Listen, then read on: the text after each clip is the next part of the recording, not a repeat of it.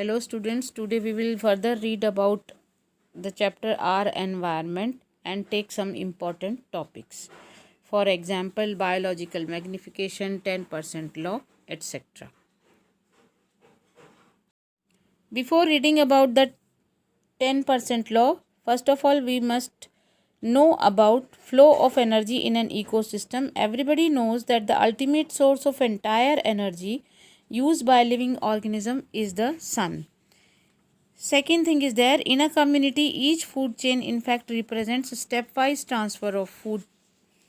Third is, since amount of available energy goes on decreasing at tropic level, which I have told you earlier, food chains usually consist of only 3 or 4 steps and maximum 5 steps.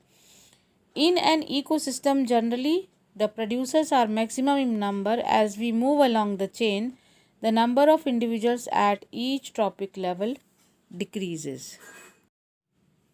Now we will read about 10% law. It was put forth by Lindemann in 1942. It is also termed as second law of thermodynamics or law of entropy. According to this law, transfer of energy from one tropic level to the other tropic level is never 100%. It is so because most of energy gets lost as heat in the environment during each transfer.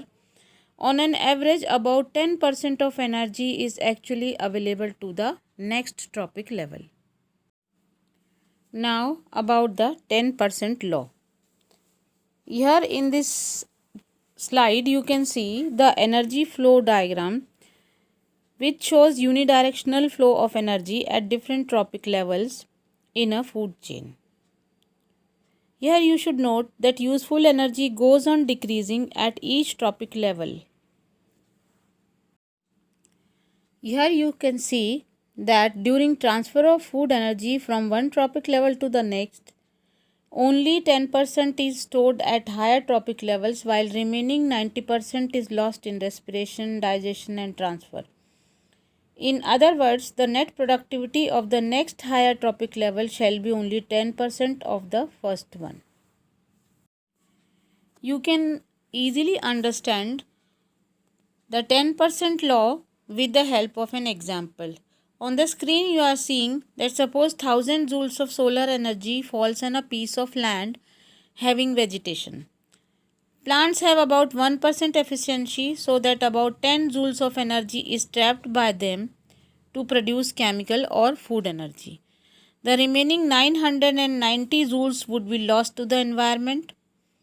Now, food energy stored in the flesh of herbivores would be 10% of food energy stored by plants, that is 1 joule. The remaining 9 joules are lost to the environment during transfer of food, energy and respiration of herbivore. Carnivores feeding on herbivores would be able to store only 0.1 joule of energy as flesh.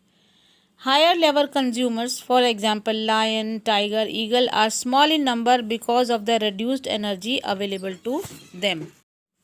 Now we will read about biological magnification. Some harmful non-biodegradable chemicals, for example pesticides, DDT and heavy metals such as mercury, arsenic, cadmium, etc., enter the bodies of organisms through the food chain and go on concentrating at each tropic level. This phenomenon is called biomagnification or biological magnification. One of the main reasons of biological magnification is excessive use of fertilizers and pesticides in agricultural fields. This is done to protect our crops from pest and disease so as to increase their production. These excessive harmful chemicals are either washed down into the soil or into the water bodies.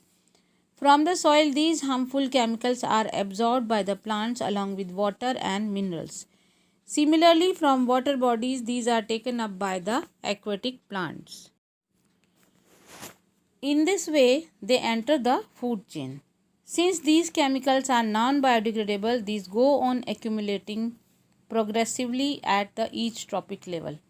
As we occupy the top level in any food chain, their concentration becomes maximum in our bodies.